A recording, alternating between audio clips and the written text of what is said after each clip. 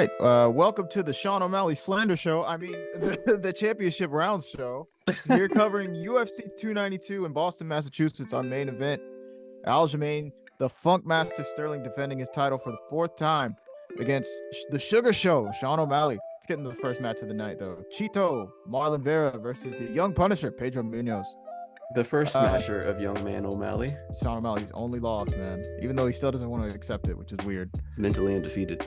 Chito's still in my list of favorite fighters for that night, and he always will be. All right, but let's get into it.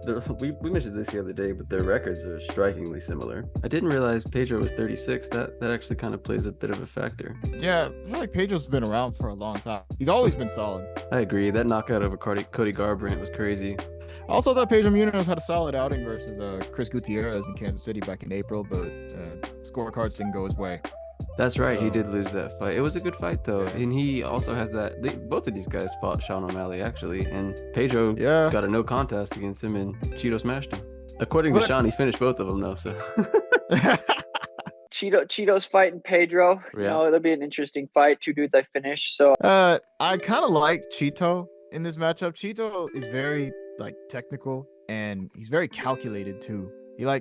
He's a slow starter, but he gets the download on his opponents and figures out reads, figures out little tendencies they have in the middle of the fight, and then exploits them in the later rounds.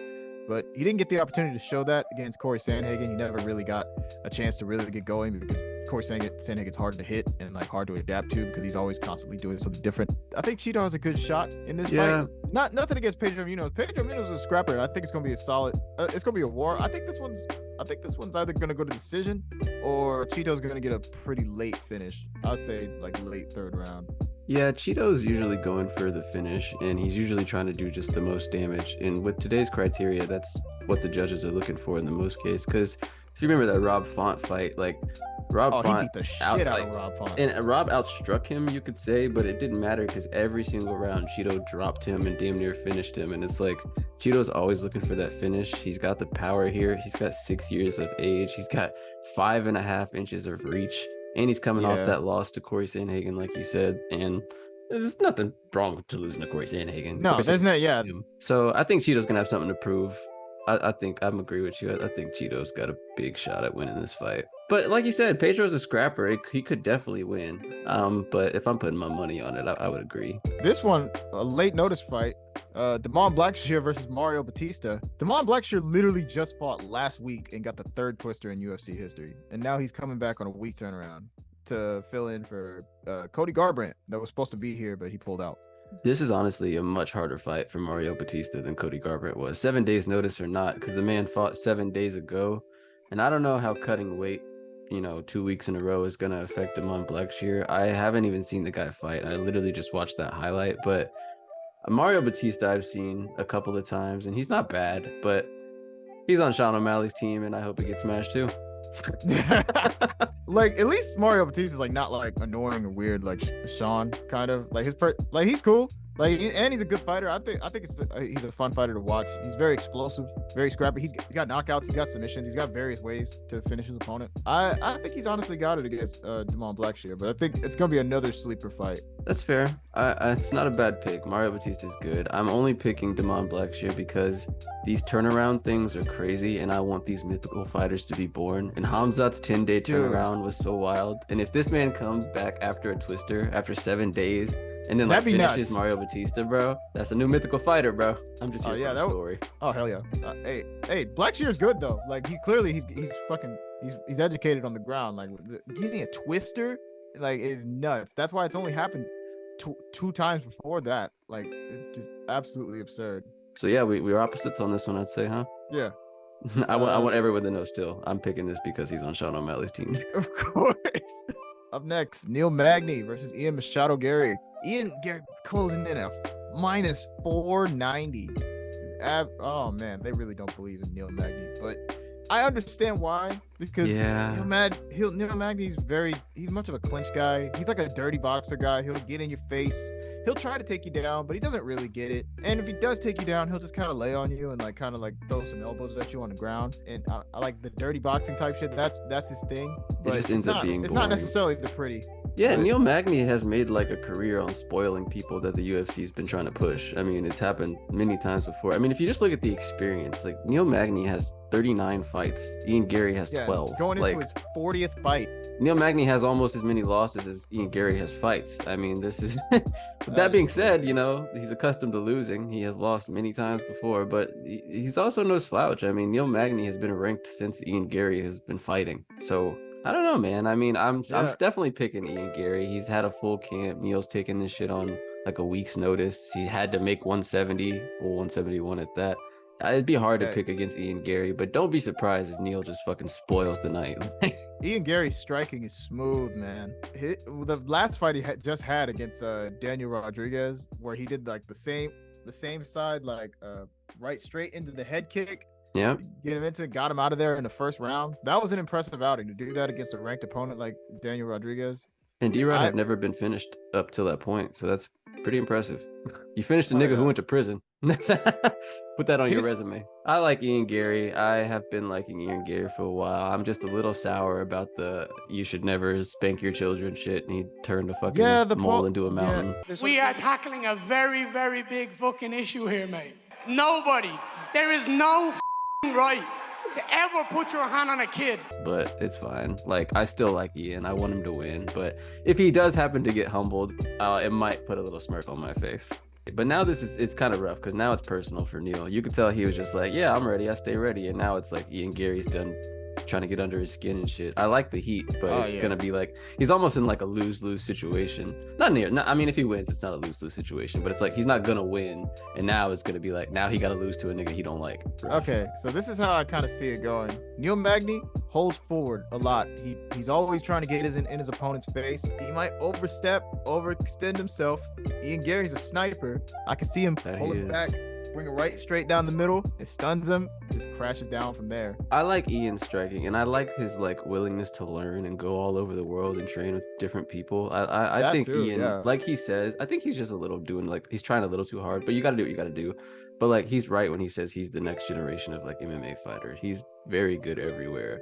My only thing is, I wa- please stop quoting Conor McGregor, bro. Yeah, stop. Please. Yeah, like be Ian Garry. You don't gotta be the Yes. next Conor McGregor. Be the first Ian Garry. In that press conference, he said 3 famous McGregor quotes in like the span of 12 seconds, bro. You'll do fucking nothing. You'll do fucking nothing. You'll do what you're told. You'll do what you're told. We're not here to take part. We're here to take over. We're not here just to take part. We're here to take over. But anyway, I'm still picking Ian Garry's smash. Yeah, Ian Garry, second round KO. Co-main event: Zhang Weili versus Amanda Lemos. Zhang Weili, probably one of the most dominant women to come into MMA. She literally could do it. She literally could do it all, like with her striking, her ground game. She got the power, but she got the power of a dude. Like Cardio she for days. hits like a truck. Yeah, like she's a machine. The betting line, I think, is exactly where it should be. I don't think this is going Makes to be sense. close. I think this is going to be a 1-round fight. And I think Weili by whatever she wants, quite honestly. Yeah, I like Amanda Lemos too. I think she's a powerful striker, but I know MMA math never usually makes sense, but she did get standing arm triangle choke by Jessica Andrade, and- who Weili dismantled in 30 seconds. seconds, And like you said, yeah. MMA math doesn't necessarily work, but I think with women's MMA, it does. Because women's MMA is so far behind men's MMA. And I don't mean that disrespectfully, just like quite literally, the amount of time women have been in MMA is half the amount of time men have. So the development sure. has not quite caught up. That's why we see certain women who are miles ahead of the competition, like Valentina Shevchenko, Amanda Nunes, Zhang Weili, Joanna Jędrzejczyk at a time, and even Rose Namajunas. Like those 5 Yeah. women were just so far ahead of everyone else. It just Yeah, seems they like, all elite. yeah, and Weili is part of that category. So Like Weili, I think she gets a dub and gets a ruby on the belt and continues to cement her legacy forward. I agree. I think the only person that was going to beat Weili in that strawweight division was the person who did, and Rose did it. So other than that, man, who else going to do it? I think Weili by first round smashing. Lock it in. Yep. And now our main event. Ooh, the Fuckmaster. Aljo main event of the evening, boy. Let's go. The please. Fuckmaster, Aljamain Sterling versus the Sugar Sean O'Malley. It's over. It's done. He's Look. getting exposed. Mark my goddamn words. Aljo is like he's cemented his legacy as the greatest bantamweight of all time. Like it or not, bro, this man's grappling is second to fucking none. If this guy gets you on the ground, you are stuck.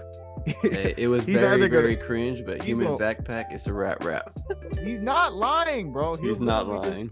He will grab you, fucking drag you on the ground, smash you with fucking elbows, and when you try to attempt to get up, you're gonna expose your neck, and he's gonna latch onto you, and he's gonna choke you out. And Sean O'Malley has never fought a guy like this. Sean O'Malley's never, and none of the opponents that Sean has gone up against, like have been like elite grapplers like this. And now he's going up against the grappler, like in the entire division. Yeah, I mean, this guy took down Henry Cejudo 4 times, bro.